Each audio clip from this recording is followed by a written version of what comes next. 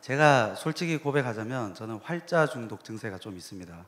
남들은 인지를 잘 못하는데 주변에 글씨가 있으면 엔간하면 다 읽습니다. 게다가 또 제가 책을 많이 읽습니다. 좋아 보이죠? 그리고 굉장히 똑똑해 보이죠? 근데 사실은 많이 읽기만 하는 바보예요. 이런 게 가능합니다. 물론 언뜻 보기에는 제가 아주 스마트해 보이고 브릴리언트해 보이고 클레버해 보이는데 그것도 맞긴 합니다. 근데 책을 많이 읽는다고 똑똑한가? 절대 그렇지 않다는 거예요. 저 같은 경우에는 이게 다 저의 마리화나 독서법 때문인데요. 마리화나 독서법은 또 뭔가, 제가 유학 시절에 제가 살던 곳이 단독주택 건물의 3층이었습니다. 근데 일종의 빌라 같은 곳이에요. 근데 2층에는 다른 분이 살다가 어떤 한 아저씨가 이사를 왔어요. 근데 그분이 자꾸 뭘 피워요. 담배를 피는 건지 뭐 하여튼 밤마다 연기가 스물스물 올라오는 거예요. 근데 제 입장에서는 아기가 있기 때문에 연기가 올라오니까 좀 신경이 쓰이는 거죠. 아무튼 그러는 찰나에 제가 어느 날 독서를 하고 있는데 갑자기 몽롱해지는 거예요. 그리고 갑자기 책에서 글씨가 팍 하고 튀어 올라와서 제 머리에 팍 꽂히는 거예요. 이게 뭐지? 근데 그게 이해가 가. 그날 밤에 제가 엄청난 양의 책을 읽었습니다. 한 600페이지 정도를 읽었어요. 그리고 그 다음날 학교를 갔는데 또 그게 안 되는 거야. 이거 어젯밤처럼 뭐가 돼야 되는데 안 되는 거예요. 그리고 그날 밤 집에서 또 책을 읽는데 또 몽롱해지는 거예요. 그리고 글씨가 갑자기 또 팍! 팍! 그리고 책장을 탁 넘기면 팍! 탁! 또 책장을 넘기면 팍! 탁!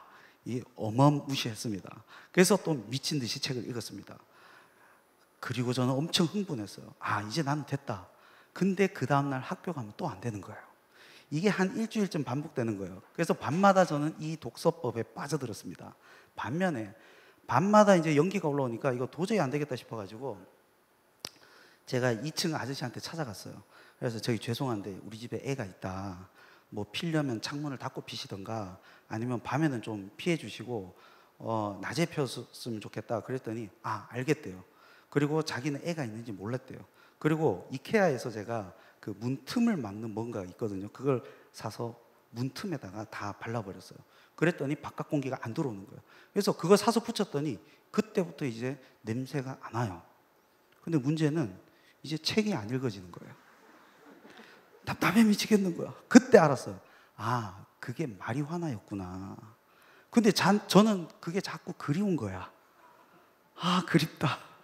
그렇다고 내가 마리화나를 피울 수는 없고, 그래서 학교에서 매일 그것을 그리워하면서 악망하면서 갈망하면서 사모하면서 이거 어떻게 안 되나 이렇게 하면서 매일 일정 시간 연습을 했습니다. 그때 그래 몽롱했지. 이렇게 해서 눈을 풀어요. 싹 풀고 싹 남들이 보면 광남인 줄 알았을 거예요. 그러고 하다가 웃긴 게 이렇게 연습을 하다가 상당 기간 연습을 했더니 그게 또 되는 거예요. 튀어오르지는 않는데 2페이지가 한꺼번에 보게 되는 거예요. 그리고 많이 본 전공 서적에 관해서는 성공을 했습니다. 그래서 저는 이것을 마리화나 독서법이라고 명명을 하고 그때부터 책을 진짜로 많이 읽기 시작했습니다. 근데 이때 독서가 저의 서러움을 달래주는 단 하나의 수단이었어요. 나의 자존감을 지켜주는 단 하나, 독서. 그래, 내가 다독을 한다라는 이 위안. 그래서 외국인들 사이에서 약간의 차별적 상황을 좀 당할 때도 그래도 버틸 수 있었던 것이, 그래, 그래도 내가 니들보다 책을 많이 읽는다. 그러면서 주변의 모든 글씨들을 닥치는 대로 읽기 시작했습니다. 근데 여기에 함정이 있어요. 그 함정이 뭘까요? 생각하는 동안 제가 이걸 다시 뒤집도록 하겠습니다. 이게 너무 밑에 있어가지고 힘들어요.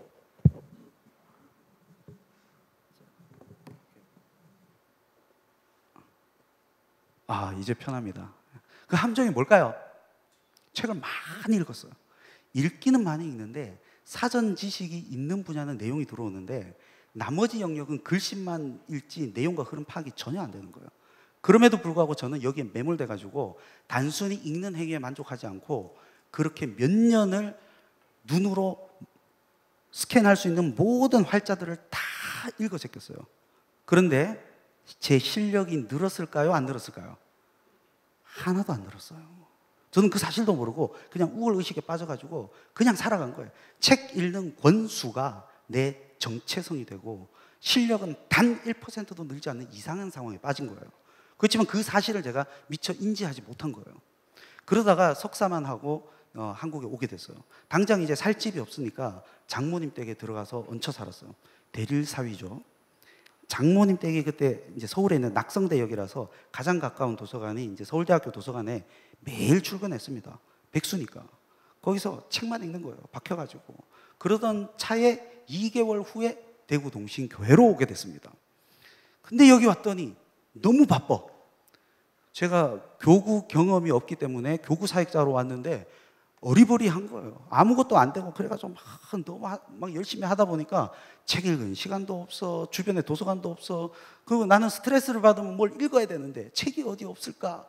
또 도서관 대학교 가려면 멀고 시간도 안 나고. 그때부터 제가 책을 사서 보기 시작했어요. 이제까지 모든 책을 제가 도서관에서 빌려봤는데 사서 보니까 나름 좋긴 하더라고요. 줄도 치고 적을 수도 있고. 근데 사서 보니까 이게 제가 돈을 지불을 했잖아요. 그리고 한 달에 제가 그 당시 지금까지도 그렇지만 20만 원어치의 책을 매번 사거든요. 아까워요, 안 아까워요? 아까운 거예요. 그래서 이걸 너무 빨리 후룩 봐버리면 그 남은 기간을 제가 기다려야 되는 거예요. 그래서 그때부터 의도적으로 제가 천천히 읽기 시작했고 책에다가 줄도 치고 생각도 적고 다 읽고 그 줄친 거 메모장에 옮기기도 하고 하면서 느린 독서를 하게 된 거예요. 이러면서 독서의 참 맛을 알게 됐어요. 생각의 힘이 키워진다라는 말이 뭔지를 알게 되면서 정말로 중요한 사실 하나를 깨달았습니다. 그게 뭐냐면 내가 이때까지 정말로 책을 많이 읽었는데 허송세월 보냈구나. 내 머리에 남아있는 게 하나도 없구나. 생각하는 힘이 단 하나도 키워지지 않았구나. 자기 만족에 도취했을 뿐 단 하나의 실력도 키워지지 않았다는 사실에 내 뭔가 정체성이 깡그리 무너지는 듯한 경험을 했습니다. 남들이 보기에는 그게 뭐가 그리 큰 일이냐, 뭐가 대수냐 이렇게 할 수 있지만 저는 책을 얼마나 많이 읽느냐가 나의 정체성이었다니까요. 그런데 그 정체성이 무너진 거예요. 몇 권 읽었다라는 체크도 그때부터 안 하기 시작했고요. 지나온 세월이 너무 억울한 거예요. 그 나쁜 마리화나 아저씨 때문에. 내 입장에서는 그 독서가 저였고 제가 독서였는데 그것도 빨리 읽는 다독이 저의 정체성인데 그 정체성이 흔들려 버린 거예요. 우리는요, 각자 영역은 다르지만 나의 모든 것이었다라고 생각했던 것, 나의 정체성을 형성했던 것이 무너지는 순간이 누구에게나 한 번은 옵니다. 각자의 영역에서 각자의 시간에 맞게 옵니다. 그러면 대다수가 남들이 보기에는 그게 별것도 아닌데 내 입장에서는 인생이 무너지는 거예요. 그걸 경험한 정체성이 무너지기 때문에. 현재 지금 코로나 사태 때문에 힘들어하는 분들이 많다는 것도 저 알고 있습니다. 이것이 우리의 일상과 근간을 지금 흔들고 있어요. 그런데 몇몇 분들에게는 인생의 근간이 흔들리고 있는 거예요. 여기서 끝나는가? 아니에요. 코로나가 회복된 이후에 더 큰 소용돌이가 몰아쳐 올 겁니다.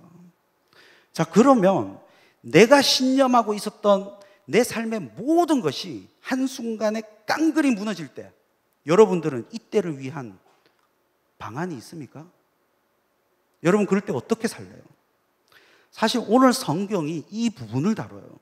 삶의 전부라고 여겼던 근간이 한순간에 무너진 상황, 신념과 정체성이 무너지는 상황, 삶의 유일한 원동력이 허물어지는 절망의 끝을 보여줍니다. 가장 소중했고 신뢰했던 그것이 배신과 함께 나의 삶을 무너뜨리는데 절망이라는 단어로는 모든 것을 다 표현할 수 없을 정도로 그 처참한 상황까지 무너진 바닥을 보여주고 어떻게 하면 거기서 헤어나올 수 있는지를 오늘 성경이 보여주고 있어요. 그걸 어떻게 보여주느냐? 과부의 두 렙돈 이야기로 보여줘요. 에? 과부의 두 렙돈? 과부의 두 렙돈이라면 과부가 성전에 헌금함에 두 렙돈을 넣고 예수님이 생활비 전체를 넣었다고 칭찬한 그거 아니에요? 맞아요. 근데 이게 웃긴 게 절망의 극단을 보여준다니까요. 아니, 과부의 두 렙돈과 예수님의 칭찬이 도대체 무슨 절망을 보여주고 그리고 그 절망에서 벗어나는 길을 보여준다니 무슨 뜬금없는 이야기인가라고 생각할 수 있어요. 근데 오늘 성경이 신기하게도 절망의 극단과 거기서 피어나는 희망의 불씨를 보여줘요. 여러분들 중에 혹시 삶 가운데 희망이라고는 단 하나도 없는, 단 하나도 찾을 수 없는 절망적 상황이라면 오늘 말씀 한번 잘 들어보세요. 이게 내 생에, 내가 이 생에 태어난 게 무슨 의미가 있냐라는 절망적 상황이라면, 혹은 내가 그때 도대체 뭘 할 수 있을지 오늘 한번 들어보세요. 자, 그러면 일단 과부의 두 랩돈 이야기에서 도대체 무슨 절망을 보여준다는 거예요. 사실 예수님이 지금 헌금함에 헌금 넣는 것을 보고 계시죠. 근데 부자가 헌금함에 헌금 넣는 것도 보고 계시고, 또 어떤 가난한 과부가 두 랩돈 넣는 것을 보세요. 그리고 한마디 하세요. 이 가난한 과부가 다른 모든 사람보다 많이 넣었다. 부자들은 그 풍족한 데서 헌금을 넣었거니와 이 과부는 그 가난한 중에서 자기가 가지고 있는 생활비 전부를 넣었느니라. 자, 어떤 느낌 듭니까? 그렇지, 대단한 과부, 생활비 전부를 넣다니 너무 훌륭해. 과부를 칭찬한 것 같지 않습니까? 그러면 우리는 어떻게 해야 되나요? 그렇죠? 여러분도 생활비 전부를 헌금해야 돼요. 여러분들이 부자입니까? 가난한 사람입니까? 본인이 부자라고 생각하시면 그 풍족한 데서 헌금을 내시면 돼요. 여러분들이 가난하다라고 생각하시면 생활비 전부를 넣으셔야 됩니다. 이 과부처럼. 여러분이 부자라면 아무런 가능성이 없나요? 아니에요. 풍족한 중에서 그냥 가진 거 몽땅 다 바치세요. 그러면 여러분들은 가난해집니다. 그리고 이 가난한 과부가 됩니다. 그러면 예수님의 칭찬이 있을 거예요. 자, 대다수가 이렇게 생각을 합니다. 여기는 과부를 칭찬한 본문이다. 그러면 이 본문의 주인공이 누구예요? 과부죠. 과부를 칭찬하기 위한 기가 막힌 본문. 아니, 헌금을 많이 내는 사람에 대한 훌륭한 본문인 겁니다. 그것도 하나님은 낸 헌금의 절대량, 크기를 보는 것이 아니라 비율적으로, 상대적으로 많이 내는 것을 사랑하시는 합리적인 분인 거예요. 부자가 자기 수입의 5,000분의 1을 냈지만 만약 내가 내 모든 자산의 30%를 낸다면 이것이 더 훌륭하다는 거예요. 이 과부는 비율로서 몇 퍼센트 냈어요? 100%를 냈으니까 아리따운 헌신, 이 비율 100% 못 내는 자 화 있을진저 슬피 울며 이를 갈미 있을지어다. 얼마나 아름답습니까? 지금 헌금 비율이 안 좋으신 분들은 아멘을 못 하잖아요.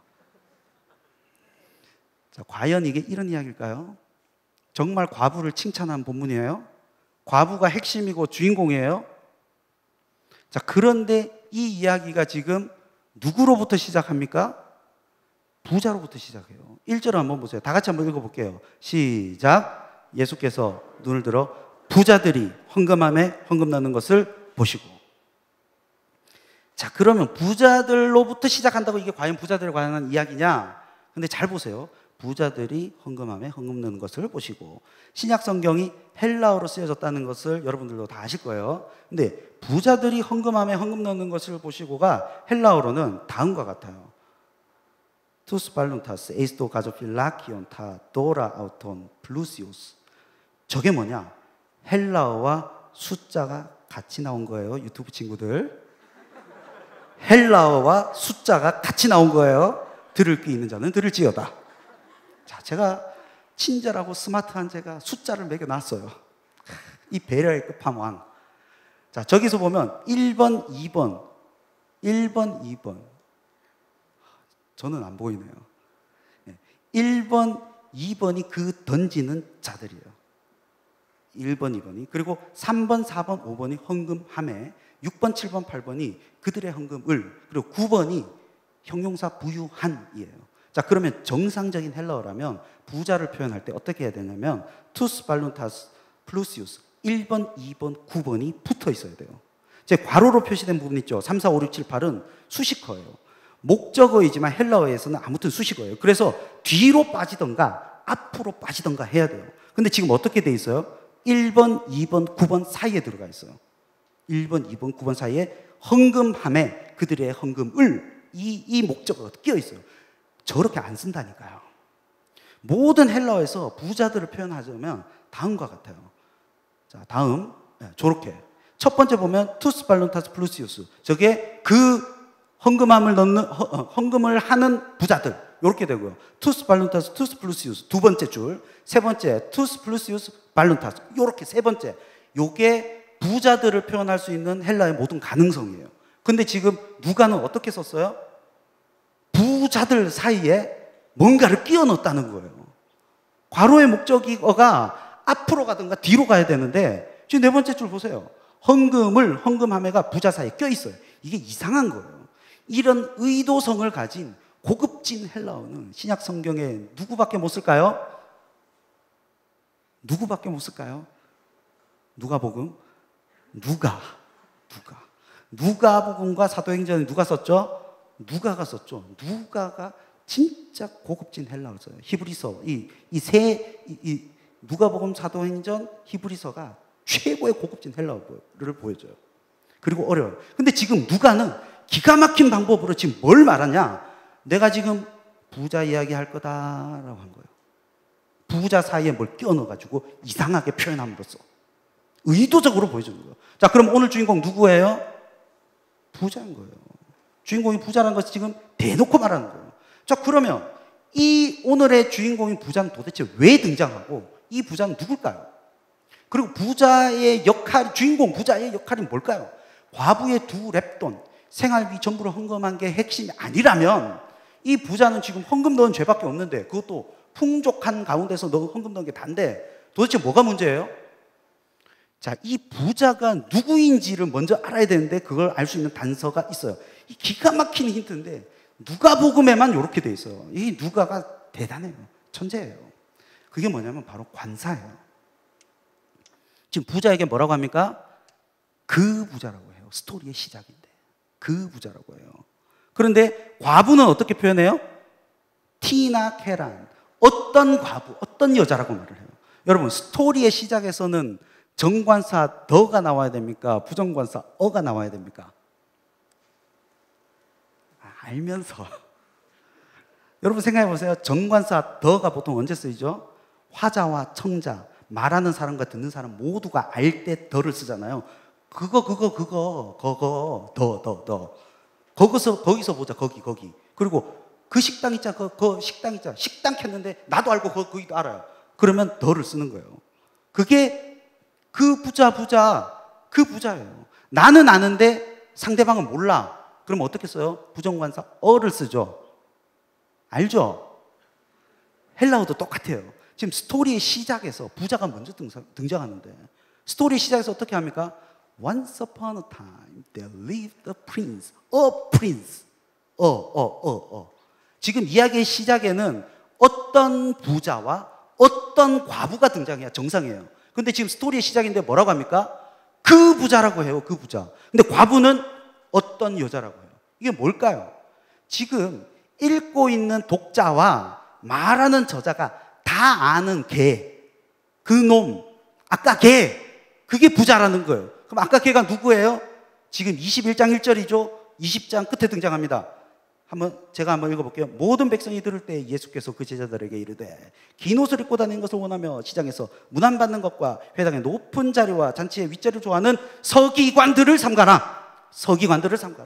지금 서기관 등장했네요. 누구 이야기예요 지금? 서기관 이야기예요. 그럼 아까 그 부자 누구예요? 서기관인 거예요. 자, 드디어 오늘의 주인공이 등판했습니다. 오늘 과부의 두 랩돈 이야기의 진짜 주인공은 누구냐? 서기관이라는 거예요. 과부를 칭찬하고 싶은 게 아니었던 거예요. 서기관 이야기를 하고 싶은 거예요. 누가는. 자, 그러면 지금 예수님이 왜 이 과부의 두 랩돈을 통해서 서기관들을 주인공으로 끌고 가실까요? 지금 서기관들이 하는 일이 뭐예요? 긴 옷 입고 다니죠. 시장에서 문안받죠. 그런 걸 사랑하죠. 회당의 높은 자리를 사랑하죠. 그리고 잔치의 윗자리를 사랑하죠. 이게 다 뭐 때문이라고요? 47절의 행동 때문인데 다 같이 읽어볼게요. 시작. 그들은 과부의 가산을 삼키며, 여기까지. 가산을 삼키며. 지금 가산을 삼키기 위한 활동이라는 거예요. 과부들은 재산 상속에 관해서 합법적으로 무시를 당했어요. 그래서 남편이 일찍 죽으면 하나님의 심판을 받았다 이렇게 생각했고, 때로는 경멸받기도 하고 때로는 돌에 맞아 죽기도 했습니다. 그런데 구약 율법에 보면 뭐라고 합니까? 고아와 과부와 나그네는 보호의 대상, 보호의 대상이에요. 근데 율법으로도 보호의 대상. 그러면 율법 학자들과 율법을 준수하는 자들의 책무는 뭐냐? 과부를 보호해야 되는 거예요. 근데 지금 아까 그 서기관들, 그 부자들, 그 율법 학자들이 지금 뭐 한다는 거예요? 과부의 가산을 삼키고 있다는 거예요. 이 천인을 공로할 자들이라는 거예요. 율법을 파기하고 어기는 자들이 지금 율법 학자라는 겁니다. 근데 더 심각한 문제는 오늘 스토리에 어떤 물건이 등장하죠? 그 던지는 부유한 자들, 부자들 사이에 뭐가 끼어 있죠?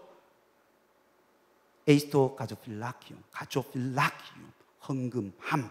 지금 부자들도 봐라. 근데 가운데 낀 거 이것도 봐라. 헌금함이 등장해요. 왜일까요? 오늘 본문 과부의 두 랩돈 이야기의 뒤에 뭐가 등장합니까? 성전 이야기가 등장해요. 근데 그 성전을 뭐라고 묘사하는지 아세요?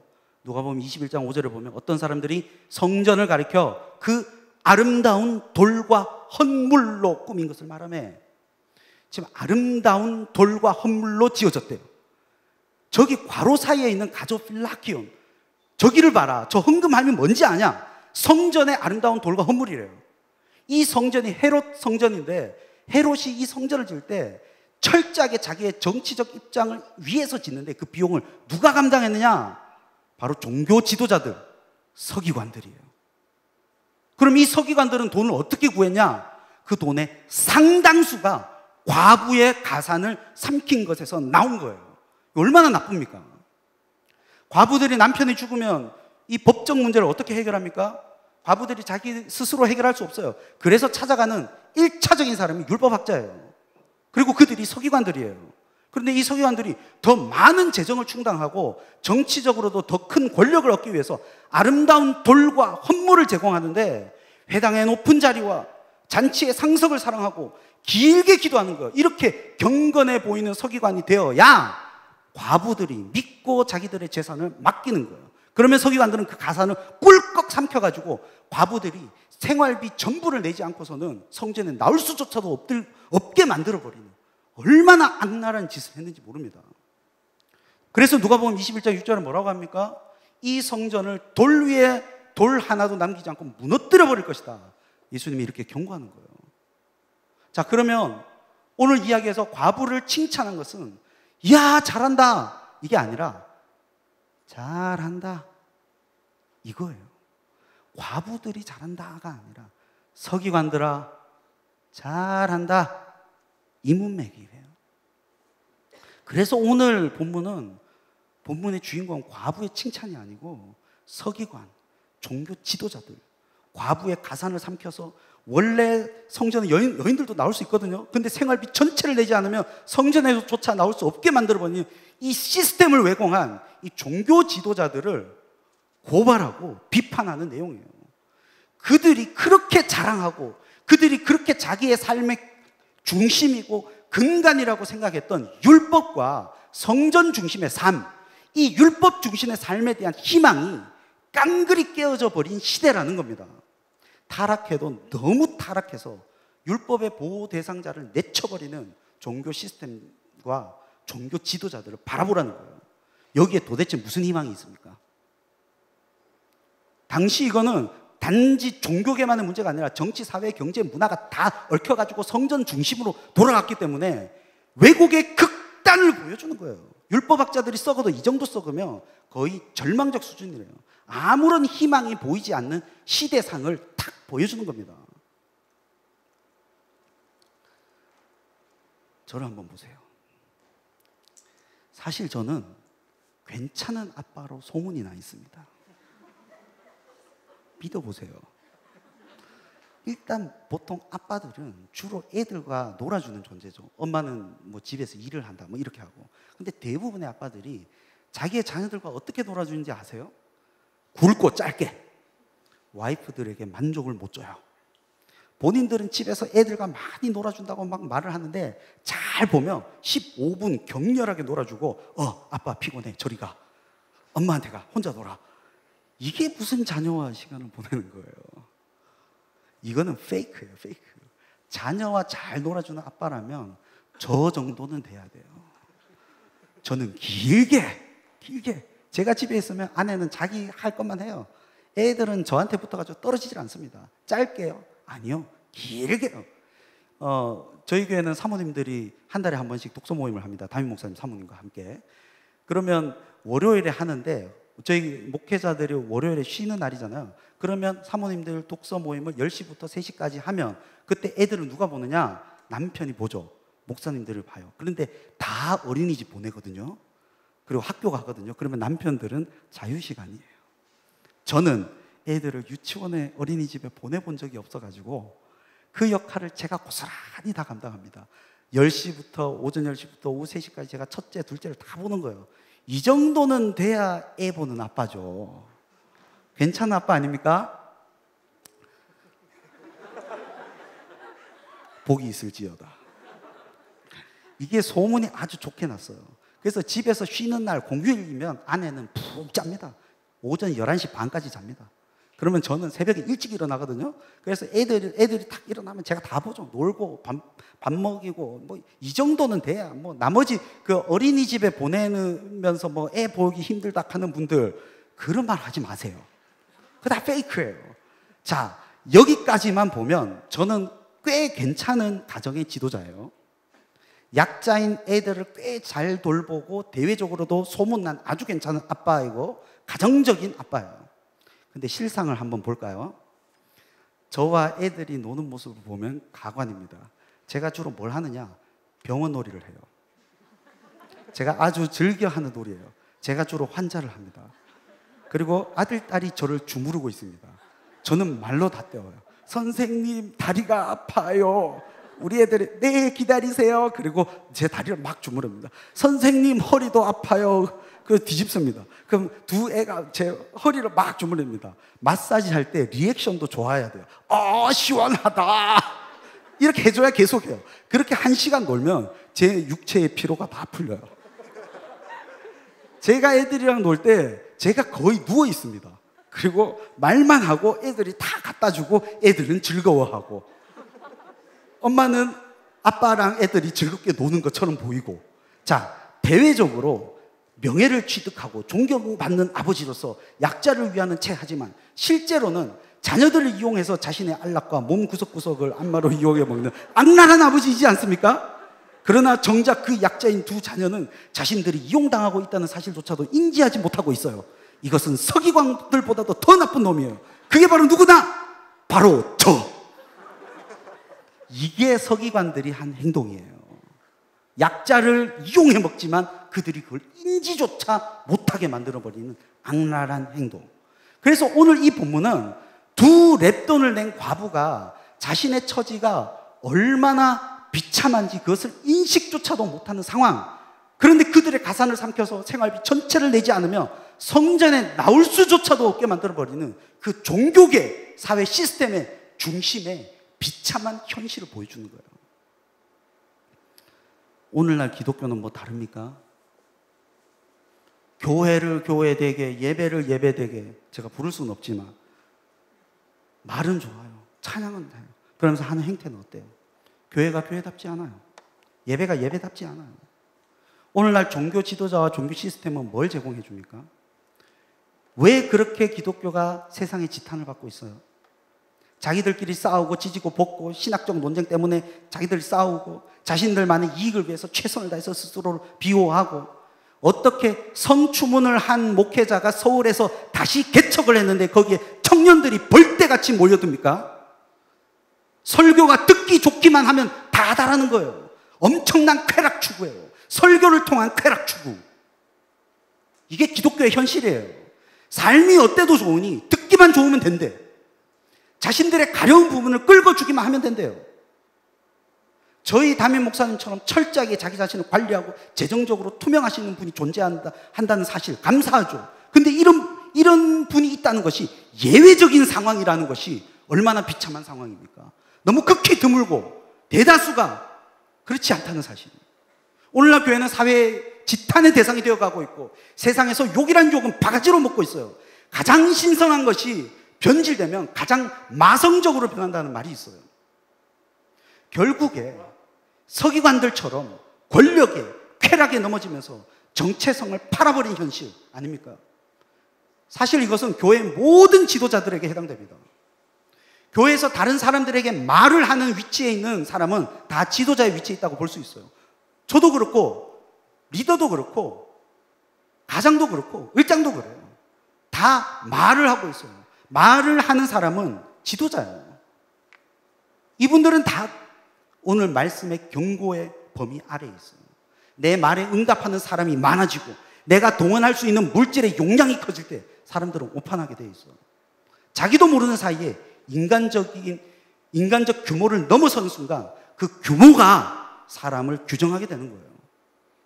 이게 오늘날 대다수 교회의 현실이고 교회가 세상으로부터 지탄받는 근원적 이유예요. 지도자급에 있는 분들, 저를 비롯한 모든 지도자들은 경성해야 됩니다. 권력욕, 쾌락 추구, 이것이 지도자의 가장 큰 함정이에요. 그런데 놀라운 사실은 이 함정에서 성도들이 자유롭지 못하다는 거예요. 목회자, 을장, 가장, 리더가 아니면 나머지는 다 거룩하고 깨끗한가요? 이 경고에서 자유로운가요? 아니라는 거예요. 나름의 갑질을 한다는 거예요. 이 권력욕과 쾌락 추구를 교회에서 교역자를 향한 갑질에서 해소하려는 분들이 있어요. 교회에서 리더와 을장에게 갑질을 하는 거예요. 부교역자들에게 갑질을 하는 거예요. 고객은 왕이다. 나에게 서비스를 해라. 교회를 서비스의 장소로 보고 있는 거예요. 교회의 직원을, 교회의 교역자를 고용인으로 보고 더 많은 기능적인 사람들을 요구하고 있어요. 솔직히 말해서 고객으로서 최상의 서비스를 받으려는 그 기저에 뭐가 있어요? 권력욕이 숨어 있는 거 아니에요? 내가 왕이다 라는 거예요. 교회에 와서 뭐 이래? 교회가 왜 이래? 대접이 왜 이래? 서비스가 왜 이래? 신학적으로 내가 교회 몸인데 예수 다음으로 내가 왕이지. 교역자가 말이야 이렇게 해야지. 교역사가 이래서 되나? 교회라면 사랑이 넘쳐야 되는 거 아닌가? 교회라면 나를 잘 섬기고 서비스를 해야 되는 거 아닌가? 아따 이거 불편하네. 을장이 말이야, 가장이 말이야, 나한테 어떻게 이럴 수가 있지? 이게 다 뭐예요? 권력욕이라는 거예요. 서기관, 이 종교 지도자랑 다른 게 뭐가 있어요? 많은 사람들이, 많은 교회에서 이 욕망과 욕심이 더 큰 학위를 가진 목회자를 교회로 모시기를 소망하고 자랑스러운 사람을 전면에 내세우기를 원하고 심지어 자신이 세운 사람이 내 말을 듣지 않으면 내치려는 작업을 하고 그 비참함을 저는 수도 없이 봐왔어요. 목사의 아들로서 살아간다는 것은 교회의 치부를 가장 잘 바라볼 수밖에 없는 위치예요. 그래서 저는 그렇게 생각했어요. 한국교회는 목회자의 타락만이 문제가 아니라 그보다 더 큰 성도의 타락이 도사리고 있는데 그것을 아무도 모른다는 거예요. 그리고 성도의 타락이 목회자의 타락을 부추기고 있어요. 제가 타락한 목회자를 옹호하는 거 절대 아닙니다. 여러분들도 결코 자유로울 수 없다는 겁니다. 여러분들이 과연 대안이 됩니까? 건강한 가나안 교회 대안이 안 된다는 거예요. 거기에서 거기에 똑같은 그거예요. 단지 비판의식에 도취돼가지고 교회만 안 나올 뿐이지. 그들 가나안 교회 나 교회 안 나가, 교회 썩었으니까 안 나가 그러면서 가는 사람들 되게 우월의식을 갖고 있죠. 그 사람들 지도자 위치에 올려놔봐요. 똑같은 서기관들과 같은 행태를 취하게 된다는 거예요. 도대체 희망이 없어요. 지도자들에게도 희망이 없고 성도들에게도 희망이 없어요. 아니 교회 자체에 희망이 없어요. 자, 그러면 종교 지도자들도 희망이 없고 건강한 성도도 없고 이 땅에 이 교회의 희망이 도대체 보이지 않는다. 그러면 여러분들 이제 어떻게 할 거예요? 아니 저처럼 양극단의 희망이 없음을 절감하는 사람들은 어떻게 해야 돼요? 그러니 여러분들 교회 떠나야 합니까? 그래서 실제로 많은 사람들이 교회를 떠나버립니다. 세상에 빛이 있습니까? 세상에 희망이 있습니까? 하면서 교회를 떠나요. 이거는 비단 교회를 향한 비판만이 아니에요. 여러분은 솔직히 사회에 세상에 희망이 있습니까? 사회와 세상을 비판하는 사람 많아요. 이 땅이 구조적으로 잘못되어 있다. 심지어 이 땅을 떠나야 한다. 떠나기는 어딜 떠나요? 지금 한국이 코로나에서 제일 안전한데. 자, 그러면 여러분들 희망이 도대체 어디에 있어요? 다 썩었다. 희망이 없다. 거기서 끝날 거예요. 희망 없다. 썩었다. 절망이다. 근데 여기까지는 누구나 말할 수 있다는 거예요. 근데 우리는 여기서 멈춰서는 안 된다는 거예요. 한 걸음 더 나가야 됩니다. 그럼 우리는 이 절망에서, 이 다 썩어 빠진 현실에서 뭘 어떻게 해야 됩니까? 성경은 뭐라고 말하냐면, 이 타락하고 부패한 이 성전을 허물고, 이 종교 시스템의 부패를 다 허물고, 다른 특정한 공동체, 다른 무언가, 새로운 무언가를 만들 거라고 말하지 않아요. 누가복음 21장 6절에 너희 보는 이것이 날이 이르마 돌 하나 위에 돌 하나도 돌 위에 남지 않고 다 무너뜨려지리라. 무너뜨리는 것만 보여요. 이 성전을 무너뜨리고 예수님이 어떻게 합니까? 3일 만에 성전을 재건해요. 에스겔의 새 성전 환상이 이거예요. 기존의 부패한 성전을 무너뜨리고 다른 거 하겠다가 아니라 새 성전을 짓겠다. 또 성전 짓겠다는 거예요. 근데 그 참 성전이 뭐예요? 참 성전이 뭐예요? 예수 그리스도. 3일 만에 내가 성전을 짓겠고 내가 태어날 것인데 임마누엘, 하나님이 함께 하겠다. 하나님이 함께 한다. 성전의 개념 아니에요? 이게 참 성전이에요. 그 성전이 바로 예수 그리스도고 새로운 성전이 될 것이고, 이것이 에스겔이 본 새로운 성전 환상의 참 성취예요. 다른 곳에 있는 것이 아니라 그 자리에 새로운 성전이 다시 들어선다는 거예요. 그러니까 여기에 희망이 없으니까 나는 여길 떠날 거야, 이게 아니라 희망을 어디에서 시작해야 된다? 여기에서 시작을 해야 됩니다. 나로부터 시작되는 희망을 다시 만들어야 돼요. 독립운동가들이 일제치하 때 너무 희망이 없어가지고 이 땅의 현실을 바라보면서 이렇게 말했습니다. 선생님, 빛이 있습니까? 현실에 희망이 하나도 안 보여서 그래요. 근데 선배 독립운동가들이 이렇게 말해요. 네 속에 빛이 있으면 빛이 있는 거고 없으면 없는 거야. 그러면서 끊임없이 독립운동하는 거예요. 이게 무슨 말이에요? 교회의 현실에 희망이 있느냐고 묻는 분들, 세상과 이 땅과 사회에 희망이 있느냐고 묻는 분들, 내 인생이 무너져서 희망이 있느냐고 묻는 분들, 제가 여러분들에게 희망이 있다라고 하면 여러분 희망할 거예요? 희망이 없다 하고 그냥 절망하고 주저앉을 겁니까? 여러분 속에 희망을 품으면 희망이 있는 거고, 여러분 속에 빛이 있으면 빛이 있는 거고, 없으면 없는 거예요. 희망은 나로부터 시작해요. 주변의 절망스러운 현실 세계에서 찾는 게 아니라는 거예요. 그러면 한 치 앞도 안 보이는데 어떻게 살아야 됩니까? 앞이 보이질 않는데 멀리 내가 전혀 안 보여, 앞이. 그럼 내가 어떻게 살아야 돼요?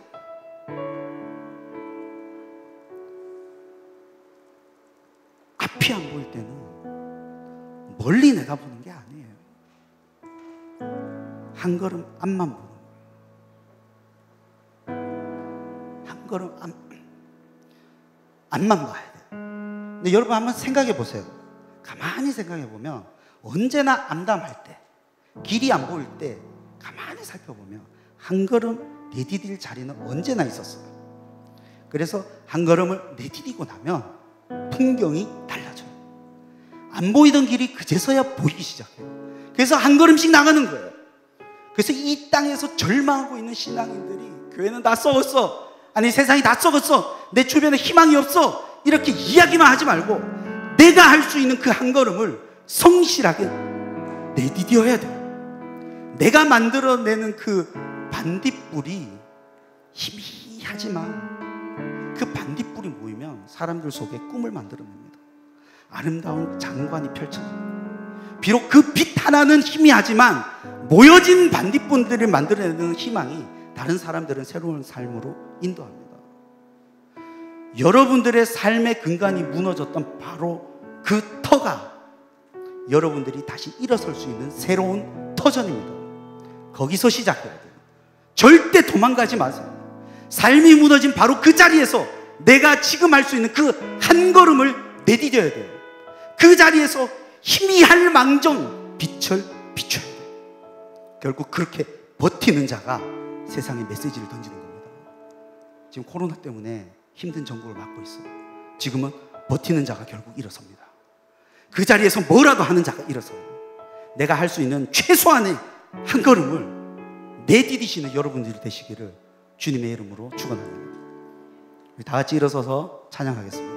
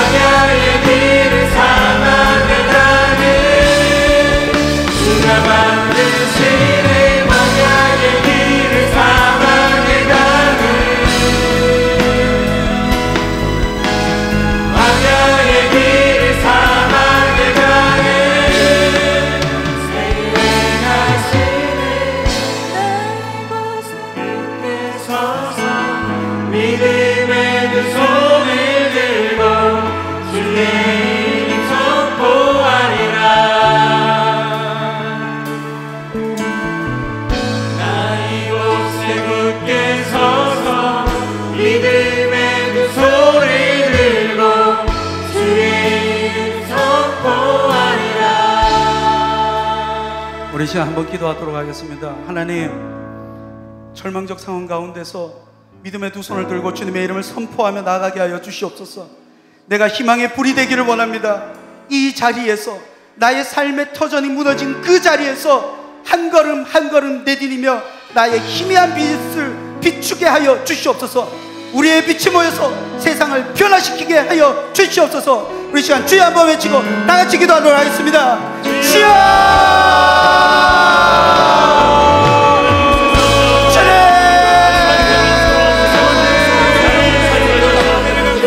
아버지!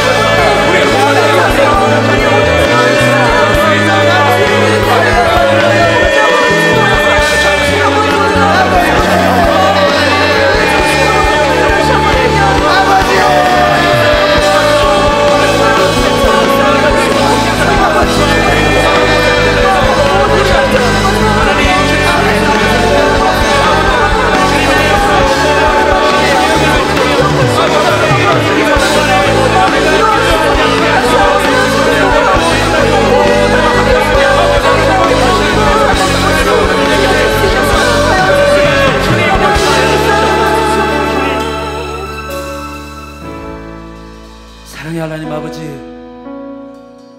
절망적 상황 가운데서, 비참한 상황 가운데서, 희망이 보이지 않는 상황 가운데서 희망의 불씨를 피어올리게 하여 주시옵소서. 믿음의 두 손을 들고 주님을 선포하게 하여 주시옵소서. 내 희망의 발걸음을 내디디게 하여 주시옵소서. 삶의 터전이 무너진 바로 그 자리에서 한 걸음 한 걸음 내디디게 하여 주시옵소서. 나의 빛이 모여 세상을 변화시키게 하여 주시옵소서. 주님 아버지 함께하여 주시옵소서. 저희들이 회복되게 하여 주시옵소서. 저희들의 반딧불이 모여 세상의 소망이 되게 하여 주시옵소서. 함께할 줄 믿습니다. 함께할 줄 믿습니다. 함께할 줄 믿습니다. 하나님께서 강력하게 사용해 주시옵소서. 예수 그리스도 이름으로 기도드립니다.